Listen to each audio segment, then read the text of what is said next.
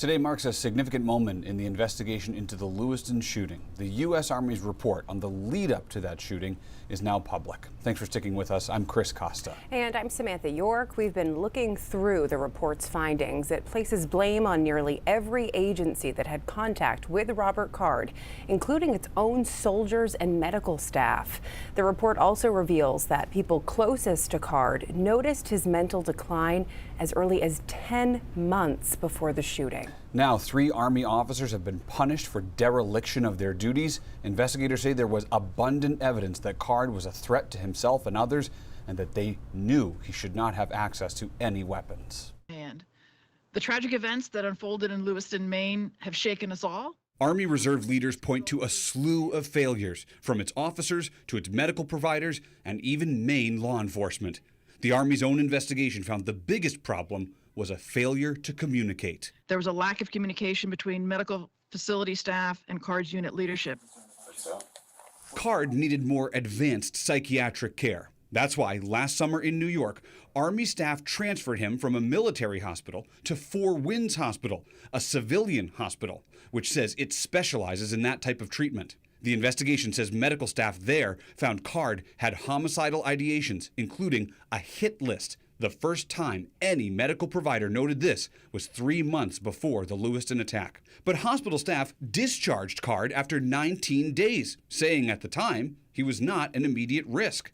The investigation found there was no follow-up plan, despite the hospital's recommendation that Card should not have access to any weapons, even his personal ones. The information was not passed on to his chain of command. Army leaders also say Card's fellow soldiers failed on several fronts. They did not follow protocol that would have kept Card in medical care. They did not follow up with Card after his release from Four Winds. They did not know how much medical info they were allowed to ask for to understand his risk. All actions they could have and should have taken. So there was a lot of administrative things that did not take place that they should have known how to do. Behavioral health professionals released him and said that he was low threat. One would make the logical assumption that he was okay to go back out into the civilian environment. Right.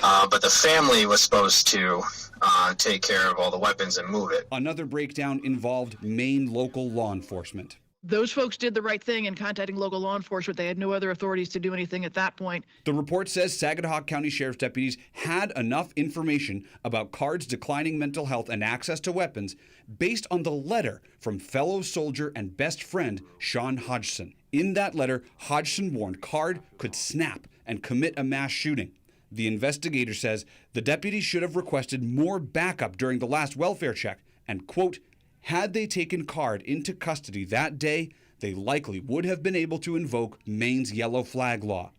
But deputies have told us that was not possible under Maine's law at the time, and that they had a plan for Card's family to take the guns away. How do you start the yellow flag process when you can't physically put your hand on somebody's arm and say, you got to come with me to the hospital, you're in protective custody? There was no legal mechanism for me to do that at that period of time. We reached out to Four Winds Hospital for comment. We've not yet heard back. Lieutenant General Daniels said the Army Reserve cannot compel Four Winds staff to cooperate with the investigation, but she did not have a reason why. They're trying to decide whether to keep contracting with that agency. In the meantime, the Army has updated its policy. Medical staff tried to reach out to Card multiple times, but Card never answered, so they closed out his case. The Army will no longer simply close out a case if a soldier refuses to make contact. You can read the full report and reaction from Maine's lawmakers on our free News Center Maine app.